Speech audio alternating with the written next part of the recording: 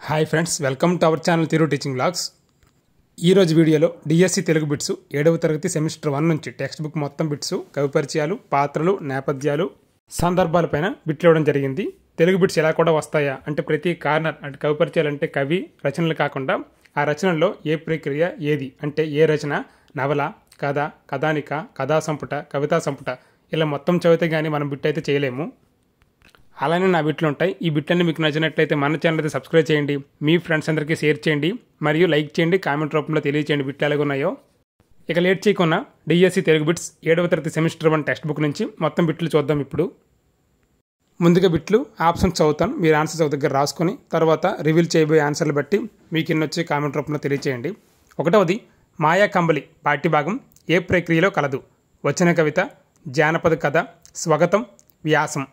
2వది మర్రి చెట్టు పాఠ్యభాగ రచయిత త్రిపురనేని గోపీచంద్, అన్నమయ్య, రావినూతల ప్రేమకిశోర్, కలువకలను సదానంద.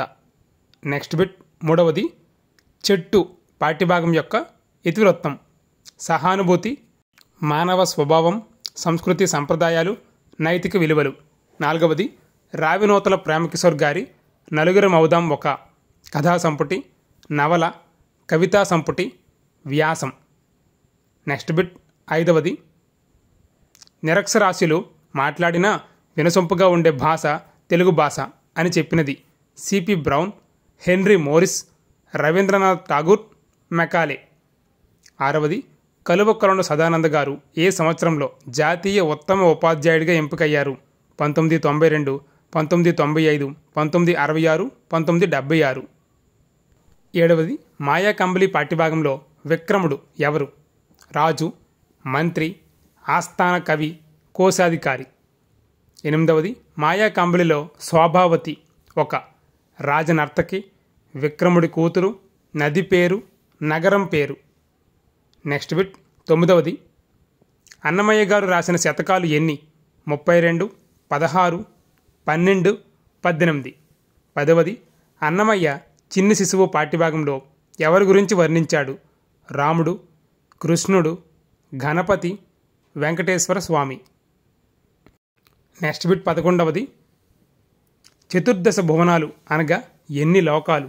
4, 14, 7, 10. 12వది త్రిపురనేని గోపీచంద్ గారి క్రింది ఏ రచనకు కేంద్ర సాహిత్య అకాడమీ అవార్డు లభించింది? పండిత పరమేశ్వర శాస్త్రి వీలునామా, ధర్మవడ్డి, మాకు ఉన్నాయి స్వాగతాలు, పోస్టు చేయని ఉత్తరాలు. 13వది మర్రి చెట్టు పాఠంలో నరసింహులు ఎవరు? గ్రామ పూజారి, గ్రామ సర్పంచ్, యూత్ లీడర్, ఉపాధ్యాయుడు. 14వది హితోక్తి శతకకర్త జెండామాన్ ఇస్మాయిల్, గువ్వల చెన్నడు, గద్దల శామ్యూల్, చుక్కాకోటి వీరభద్రమ్మ. 15వది పోతన ఏ శతాబ్దానికి చెందినవాడు? 13వ, 15వ, 17వ, 14వ. నెక్స్ట్ బిట్ 16వది క్షమ అంటే దయ, భయం, ధైర్యం, ఓర్పు. 17వది తండ్రులు కొడుకులు అనే రచన ఎవరిది? అడవి బాపిరాజు, కలువకలను సదానంద, రావినూతల ప్రేమకిశోర్, త్రిపురనేని గోపీచంద్. 18వది అన్నమయ్యను ఎలా పిలుస్తారు అంటే బిరుదు? పద్య కవితా పితామహుడు, పద కవితా పితామహుడు, వచన కవితా పితామహుడు, ఏదీ కాదు. నెక్స్ట్ బిట్ 19వది కలువకలను సదానంద గారి అడవి తల్లి అనేది పిల్లల నవల, జానపద కథ, కథా సంపుటి, కవితా సంపుటి. 20వది టామీ కల్లం దెబ్బ రచనలు ఎవరివి? కలువకలను సదానంద, గోపీచంద్, రావినూతల ప్రేమకిశోర్, శ్రీశ్రీ. ఇవి 20 బిట్లు. ఇప్పుడు ఆన్సర్స్ చూద్దాం. ఇంకా ఆన్సర్స్ చూద్దాం. 1వది మాయా కంబలి పాఠ్యభాగం ఏ ప్రక్రియలో కలదు? ఆన్సర్ ఆప్షన్ బి జానపద కథ. మాయా కంబలి పాఠ్యభాగం జానపద కథ. 2వది మర్రి చెట్టు పాఠ్యభాగ రచయిత. Answer option A Tripuraneni Gopichand. మర్రి చెట్టు పాఠ్యభాగ రచయిత త్రిపురనేని గోపీచంద్.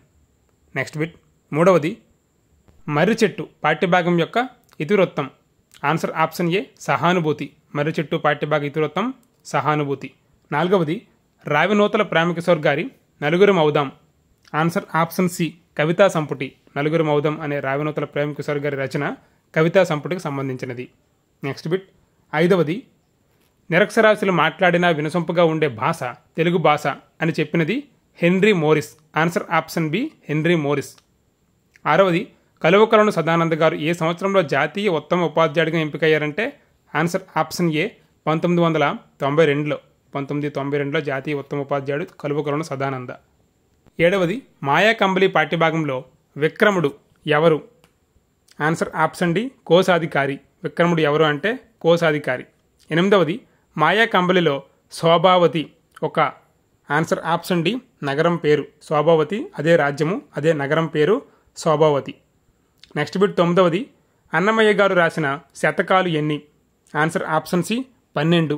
శతకాలు అయితే 12, సంకీర్తనలు అయితే 32,000. 10వది అన్నమయ్య చిన్న శిశువు పాఠ్యభాగంలో ఎవరి గురించి వర్ణించాడు? ఆన్సర్ ఆప్షన్ బి కృష్ణుడు. కృష్ణుడు గురించి చిన్న శిశువు పాఠ్యభాగంలో చక్కగా వర్ణించారు అన్నమయ్య గారు. 11వది చతుర్దశ భువనాలు అనగా ఎన్ని లోకాలు? Answer option B 14. చతుర్దశ, దశ అంటే 10, చతు అంటే 4, 14 లోకాలు. 12వది త్రిపురనేని గోపీచంద్ గారి క్రింది ఏ రచనకు కేంద్ర సాహిత్య అకాడమీ అవార్డు లభించింది? ఆన్సర్ ఆప్షన్ ఏ పండిత పరమేశ్వర శాస్త్రి వీలునామా. దీనికే కేంద్ర సాహిత్య అకాడమీ అవార్డు వచ్చింది. 13వది మర్రి చెట్టు పాఠంలో నరసింహులు ఎవరు? ఆన్సర్ ఆప్షన్ బి గ్రామ సర్పంచ్. మర్రి చెట్టు పాఠంలో నరసింహులు గ్రామ సర్పంచ్. 14వది హితోక్తి శతకకర్త. ఆన్సర్ ఆప్షన్ సి గద్దల శామ్యుల్. హితోక్తి శతకకర్త గద్దల శామ్యుల్.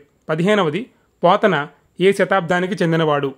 ఆన్సర్ ఆప్షన్ బి 15వ శతాబ్దానికి. పోతన 15వ శతాబ్దానికి చెందిన కవి. 16వది క్షమ అంటే? ఆన్సర్ ఆప్షన్ డి ఓర్పు. క్షమ అంటే ఓర్పు.